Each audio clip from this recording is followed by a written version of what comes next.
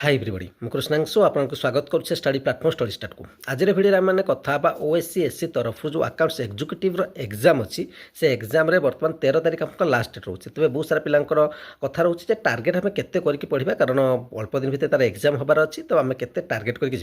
से सब कथा हवा पूर्व आपको दुईटी इनफर्मेशन देवी प्रथम कथा जे आपंकर 13 तारिख लास्ट डेट रोचे लास्ट मोमेंट रे एप्लाई करने असुविधा हो जो मैंने ग्रेजुएट कमर्स अच्छा एप्लाई करार अच्छी तो लेट कर किसी लाभ नहीं जे एग्जामिनेशन फी अच्छी से कम होनी जी से तेणु जिते शीघ्र आम एप्लाई करदे बेस्ट हम और जिते फास्ट एप्लाई करे सेंटर पर भी प्रोब्लेम हुए तेणु सीबीटी मोड्रे एग्जाम हम तेणु फास्ट चेष्टा करूँ एग्जाम एप्लाई करने कारण पाखे आसलानी लास्ट मोमेंट हो पारे आउ गोटे गुरुत्वपूर्ण कथा जो मैंने ओएसएससी एससी प्रिपेरेसन कर स्टडी स्टार्ट सहित जोड़ी प्रिपेरेसन करेंगे और बर्तमान जमी 799 टଙ୍କା था आपंकर भिडियो क्लास सहित पीडीएफ पुणी 599 को नहीं आसी बर्तमान 599 रहा आपंकर भिडियो क्लास सहित पीडीएफ किसी लिमिटेड समय पर पुणी आप से 799 हो जो मैंने 299 भी नहीं चाहिए पुणी भिडियो क्लास एड हो रेस्ट अमाउंट को डिपोजिट करके तो आपर पीडीएफ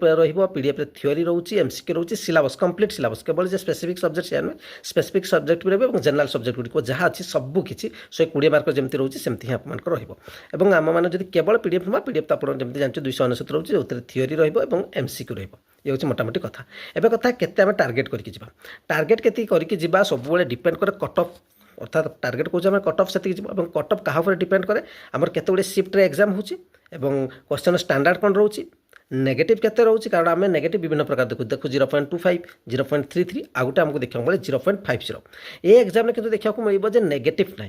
नो नेगेटिव जदि नेगेटिव नाई तथापि आप जो क्वेश्चन भूल कर मार्कटी आपंकर रिड्यूस गोटे धरनी गोटे पिला 80टा करला तबे 80 जब 5टा भूल कर 5टा तो कटिज 7टा भूल 7 मार्क कटिज तो से हिसाब से तेणु ये जो कट ऑफ जा पूरा पाखापाखि जमी पॉइंट बहुत पिला रही जाती सेमती ये देखा मिलबनी कारण नेगेटिव ना और नेगेटिव ना जेहेतु मार्क टी भी बढ़ी जो मैंने समस्ते 120टा क्वेश्चन अच्छे 120 जाक करेंगे कारण आम जब 5टा भी छाड़ी किसी लाभ नहीं कारण नेगेटिव तो नहीं मार्कटा बढ़ी ये तो किसी आप नर्मालेसन पढ़ार नहीं और सीबीटी मोड अच्छी जो मैक्सिमम 2टा शिफ्ट हो पारे कि प्राय तो आपंकर जो गोटे दिन में ही एग्जाम हम तेणु नर्मालेसन एत इंपैक्ट या पड़ोनी तब टार्गेट आम के 120 अच्छी मैंने आप मन रखु सब जेहतु नेगेटिव आपंकर ना सब 85% रु नहीं आप 90% पर्यंत कट ऑफ जापर जो क्वेश्चन स्टैंडर्ड ठीक रहे अर्थात ना इजी ना डिफिकल्ट मॉडरेट लेवल जब पड़ो 85 ରୁ 90 आप जेनराल पाखापाखि पड़े तेणु से टार्गेट आप प्रिपेरेसन करूँ नुहे एवं टार्गेट करें 70% करेंगे कि से आप फजते तेणु 85 ରୁ 90%